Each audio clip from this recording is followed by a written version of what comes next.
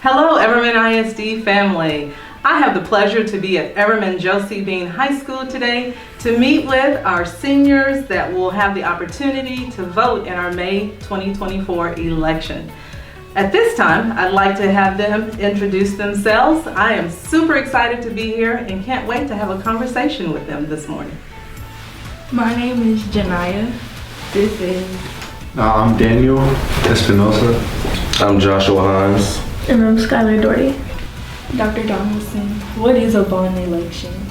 Great question. So a bond election is an opportunity for the community to vote to give our Board of Trustees the permission to sell bonds. And bonds are used for main projects for a school district, like building new buildings, renovations, those high cost expenditures. How was the 2024 bond developed?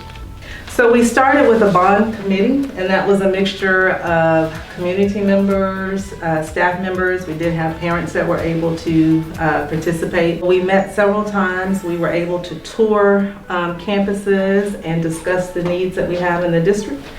And so from that, the bond committee decided on the work that was needed throughout the district. And they proposed to the board to have a May 4th bond election. How can bond funds be used? So bond funds are used for like renovations. They're used for building new buildings. They can be used for technology upgrades. They can't be used for teacher salaries or for maintenance and operations. So they're for the big projects for a district that are high cost expenditures. What are some of the projects that the bond funds? So some of the projects that we'll use, if approved, will be renovations at 4 of our elementary campuses at Bishop, E-Ray, Souder, and Hummel. We'll also, within this bond, include safety and security upgrades throughout the district, so that's everywhere. And then also we're proposing in this bond a multi-purpose facility. Can you give us more detail about this multi-facility? Yes, great question. So our multi-purpose facility would be used for events throughout the district and as the district needs. So for example, spelling bees, guest speakers for our elementary campuses, UIL competitions, which I know y'all remember doing that at elementary, where you had to kind of do it in the cafeteria or the gym at your schools.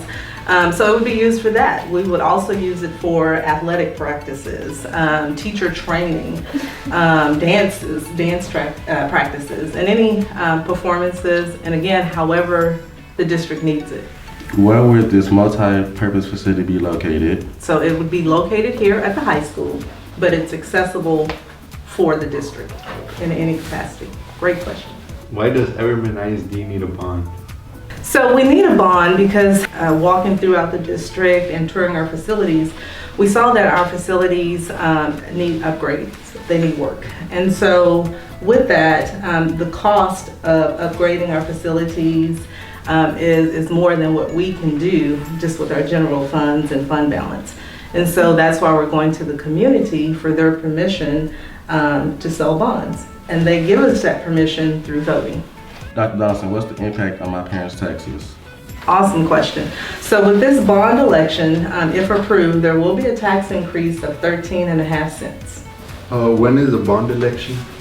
The bond election is May 4th, 2024. So how is that going to look like when that day comes? So the polling site for this election for us will be located at Everman Civic Center and then also the Highland Hills Recreation Center.